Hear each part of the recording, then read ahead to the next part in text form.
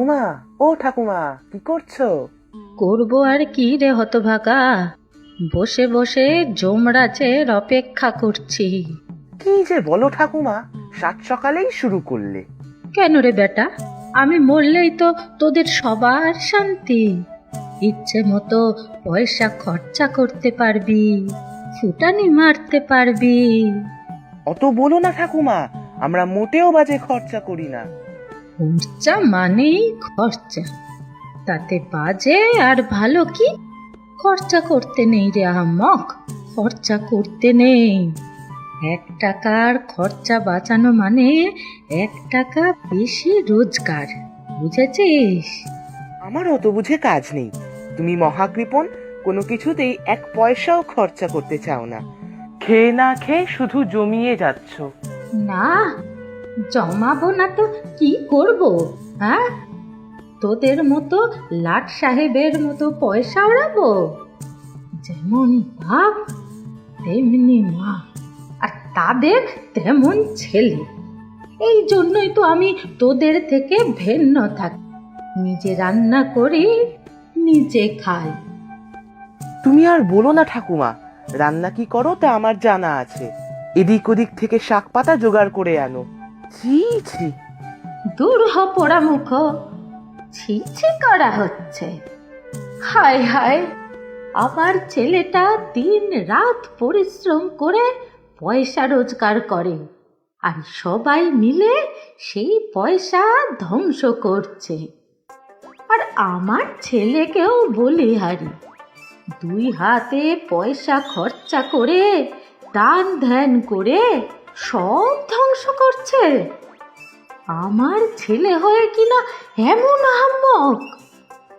আমার মা বাবা কত ভালো জানো, সবার কত উপকার করে, সাহায্য করে, সবাই কত ধন্য ধন্য করে। কি হবে অত নাম কামিয়ে?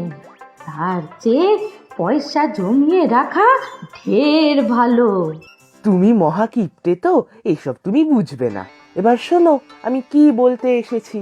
সে তো জানি রে, কিছু মতলব নিশ্চয়ই এঁটেছিস। 1 পয়সাও দেব না কিন্তু, এই বলে দিলাম। আরে না না, আমি পয়সা চাইতে আসিনি। সে ভালো, তাহলে বল তো কি ব্যাপার? আবার কোথাও ওই নেমন্তন্ন খাওয়া আছে নাকি? না না, কোথাও নেমন্তন্ন নেই এখন। ও তাই বুঝি? আমি তো ভাবলাম অনেক দিন পরে একটু ভালো মন্দ খাওয়া যাবে। আচ্ছা বল তো, কি বলছিলি বল। মার বাবা একটু শহরে গিয়েছে, 2-3 দিন পরে আসবে। তা শহর কেন? তোর মামার বাড়িতে বুঝি?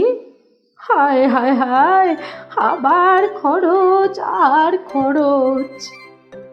না না, দাদুর শরীর খারাপ, তাই দেখতে গিয়েছে। আমাকে বলেছে তোমার দেখাশোনা করতে। আমাকে দেখাশোনা করার কোনো দরকার নেই। মিছে মিছে খুশি করে সম্পত্তি বাগানোর মতলব নাকি তোর? হ্যাঁ, খবরদার, কিছু দেব না বলে দিলাম কিন্তু। ইস, কি বাজে তুমি, সবসময় খারাপ চিন্তা করো। তোমার সম্পত্তি নিতে আমার বই গেছে, এই আমি গেলাম, এখন থাকো তুমি একা।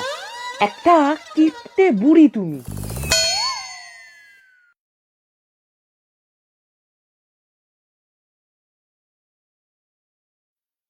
কি রে গদাই, মনমরা কেন? কাকিমা কাকু বাড়ি নেই বলে? না রে ভাই ঝন্টু, বাবা মা তো 2-1 দিনের মধ্যেই চলে আসবে। তাহলে কি হয়েছে? আর বলিস না, সকাল সকাল ঠাকুমার সাথে এক প্রস্ত ঝগড়া হয়ে গেল। ও এই ব্যাপার। তা তোর কিপ্টে ঠাকুমা সত্যি বড্ড খিটখিট করে, ভালো কথা বলতে গেলেও তেড়ে আসে। হ্যাঁ রে, কেউ ভালো ব্যবহার করলে বা সাহায্য করতে গেলে ভাবে বদ মতলবে এসেছে, ঠাকুমার টাকা পয়সা হাতানোর মতলব করে। তা যাক, মন খারাপ করিস না, বয়স হলে সবাই একটু খিটখিটে হয়ে যায়। আমার দাদুও শেষ বয়সে এরকম করতো, কিন্তু দাদু মারা যাওয়ার পর খুব দুঃখ হয় জানিস। সে তো বুঝি, কিন্তু ঠাকুমার কিপটামি দিনে দিনে আরো বাড়ছে। শোন না গদাই, তোদের কাঁঠাল গাছে এবারে কাঁঠালগুলো পেকেছে।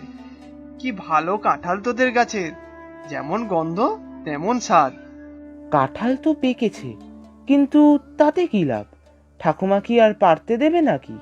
বলেছে সব কাঁঠাল বাজারের ফলওয়ালাকে বিক্রি করে দেবে। মা একটা ছোট্ট ইঁচড় কাটছিল,